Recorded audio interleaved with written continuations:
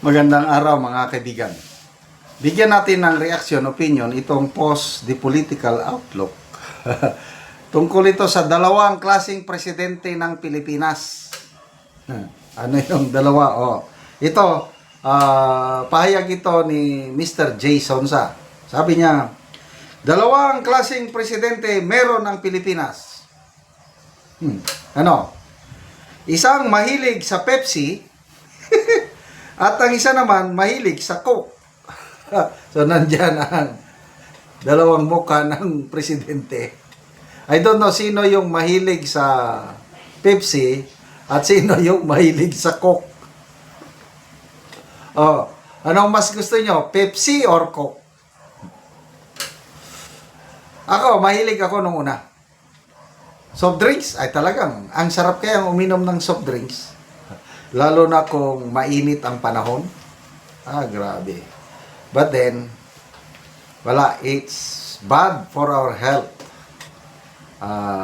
Kaya ako ngayon, halos hindi na ako titikim ng soft drinks. Paminsan-minsan lang, pampagusto lang. Konting isang sip lang, gano'n. Malala ko, speaking of Coke, yung tunay na Coke, hindi yung iba. Noong 2005 to 2006, nag-schooling ako sa Washington, D.C. 8 months na schooling na sa National Defense University. Every Friday or Saturday, weekend, may tour kami. Counter-terrorism fellows program. Mga iba't ibang nations. Isa ako ang representative ng Pilipinas. Nag-tour kami sa, I think, Atlanta, Georgia. Nandun yung headquarters ng Coke. Doon ang pinagsimulan ng Coke. So, pinapasok kami. Nako, pinatikim kami ng iba't ibang products nila. Different countries, iba't ibang products. Ang dami. Nagsawa ko hanggang sa kinaya ko. Tumikim ako ng soft drinks nila sa Korea, soft drinks sa Japan, sa Germany. Wala, konti-konti lang. Ganito pala, ganito. But yung Coke, ang pinaka-sikat talaga is sa buong mundo, may Coke. Napag-alaman ko, ito, konting kaalaman na lang tungkol sa Coke. Yung unang naka-invento, yung formula ng yung ingredients, hindi sa yumaman. Yung ingredients niya, sinubukan din niya, nagtinda. Kaya lang hindi nag-click. Pinakita sa amin yung unang store kung saan itininda ang Coke. Malit lang na store. Pinakita sa amin. So, nung hindi nag-click, ang ginawa ng may-ari, yung nakagawa ng formula ng Coke, ibinenta niya yung kanyang patent or whatsoever. Nung nabili, I don't know, siguro marketing, advertisement, yun na. Naging sikat na, Coke is life. Okay. So, I don't know, yung Pepsi. Between Coke and Pepsi, mas gusto ko ang Coke. Masyadong matamis yung Pepsi. Sino pa ang mahilig ng Pepsi? Dito sa dalawa, Senate President, ano ba siya? Sa Pepsi siya.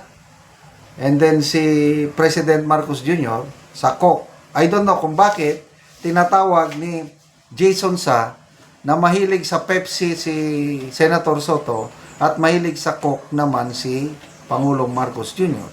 Speaking of health, yung pag inom ka ng soft drinks, masisira ang ating yung sobrang sugar. Talagang magkakadiabetes ka. Marami kang sakit pag sige kang kainom ng soft drinks. Kaya mas mabuti, moderation. Pwede man. Ako, umiinom pa rin ako ng soft drinks. Okay. Kuwan tayo ng mga people who reacted. 11,000 nag-react. 10,000 ang tumatawa. 1,400 ang nag-like. 44 ang nag-love. Masyado namang malikot ang imagination ni Mr. Jason Sa. And then, comments.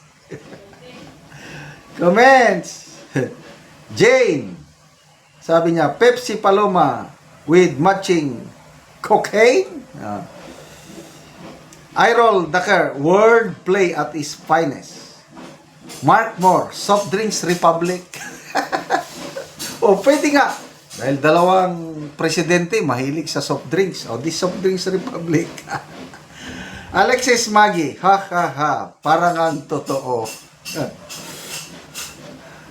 Bren DS, you're right, boss do. Phil Pirenya, malalim ito, sir. John Blasco, ha ha ha, kaya magkasundo. Parehas mahilig sa soft drinks. Ano ba yan? Ricky Gali, galing ni Sir J, bagay sa bulagaan. Nosfrag Karandang, Soda, President of the Philippines. HK Racho, di ko na-gets agad. And then, diabetic is real. Very witty. Correct ka dyan, Manong J.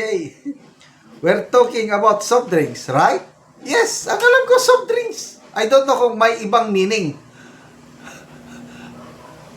Kayo, kung may ibang meaning kayo, bahala kayo. Basta ang akin lang, yung actual na soft drinks. Kaya nga, kinikinto ko yung experience ko na nakapunta sa Atlanta, Georgia, na yung headquarters ng Coke talagang.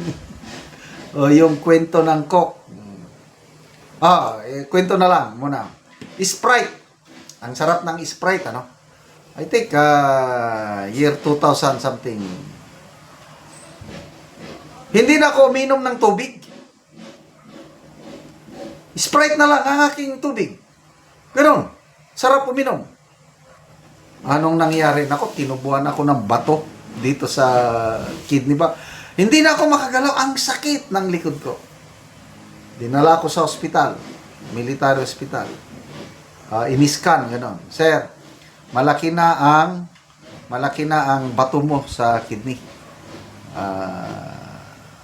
Dapat maoperahan. Kaya lang, subukan natin. Baka madala ng tableta. Ito, tableta mo.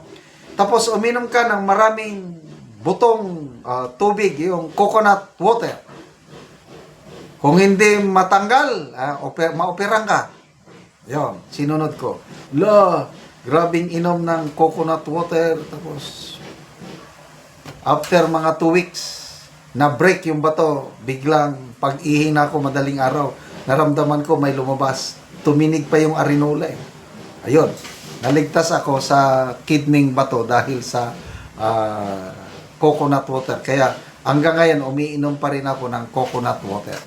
Salamat mga kaibigan sa inyong pagsubaybay sa ating channel. Nakakatulong kayo ng malaki sa tribong Talandig ng Bukidnon dahil ang income natin sa channel na ito is pantulong sa tribo. Namimigay tayo ng libreng yero at pako para makapagpatayo sila ng mas maayos na tirahan. Panoorin nyo ang video na ito.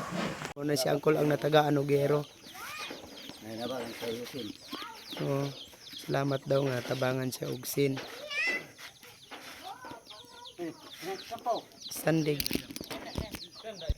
So bisandig lang ni Angkol ang gero. So muna ni ang itsura sa iyang balay. O karon mo na ni ang itsura sa balay ni Angkol sa tagaan ng Bugero. So mga buslot-buslot na gyud gipang tapakan lang gani ang uban. Tapak-tapakan kurean. Makita gid nato nga kuan gid kaayo ang iyang hero.